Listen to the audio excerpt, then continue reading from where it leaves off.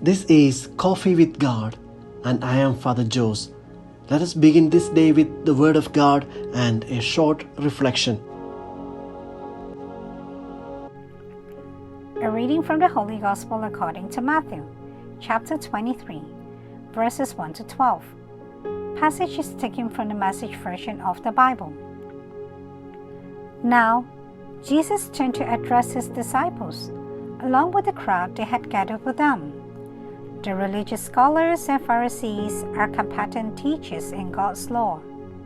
You won't go wrong in following their teachings on Moses, but be careful about following them. They talk a good line, but they don't live it. They don't take it into their hearts and live it out in their behavior. It's all spit and polished veneer. Instead of giving you God's law as food and drink by which you can banquet on God, they package it in bundles of rules, loading you down like pack animals.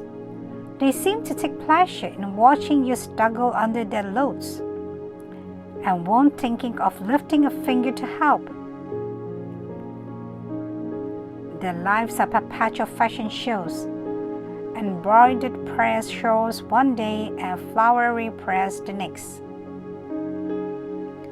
They love to sit at the head table at church dinners, basking in their most prominent positions, preening in the radiance of public flattery, receiving honorary degrees and getting called doctor and reverend. Don't let people do that to you, put you on a pedestal like that. You all have a single teacher, and you are all classmates. Don't set people up as experts over your life, letting them tell you what to do. Save that authority for God. Let Him tell you what to do. No one else should carry the title of Father. You have only one Father, and He is in heaven. And don't let people maneuverate you into taking charge of them. This is only one life leader for you and them, Christ. Do you want to stand out? Then step down. Be a servant. If you puff yourself up, you will get the wind knocked out of you. But if you're content to simply be yourself, your life will count for plenty. The Gospel of the Lord.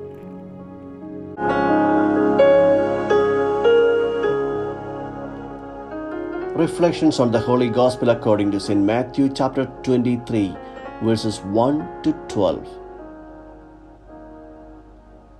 Those who utter lots of blah blah blah with the word of God, but do not practice it, are getting a direct rebuke in the Gospel today. Jesus harshly criticises scribes and Pharisees. He was harsh on those who used God and religion for their own advantages and prestige. The disciples of Jesus are called to be people of few words but with more action. The famous advice of Saint Francis of Assisi when he sent two of his friars to evangelize the Muslims who were then occupying the Holy Land is worth recalling. Always preach the gospel, use words when necessary, he says. Always preach the gospel, use words when necessary.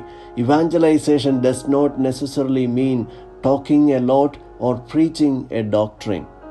The Pharisees and the scribes proclaimed themselves as official interpreters of the Thora, the law of Moses. They interpreted what was good and evil. However, Jesus criticizes them for their acts of public performances of piety to impress the crowd. Word of God reminds us, especially those in authority in the church, to avoid public displays of fasting and penance, as well as kneeling and praying many prayers in front of everyone, when our behavior and our relationships with people do not reflect this external show of spirituality. It is appropriate that all of us who have any authority in the church read this passage carefully and review our lives.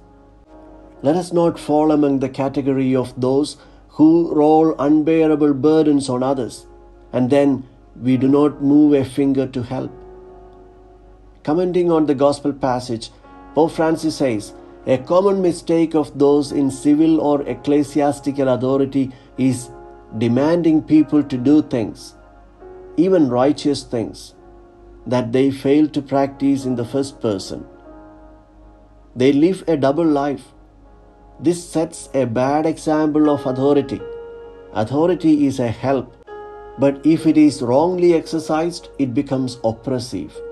It does not allow people to grow, creates a climate of distrust and hostility, and leads to corruption.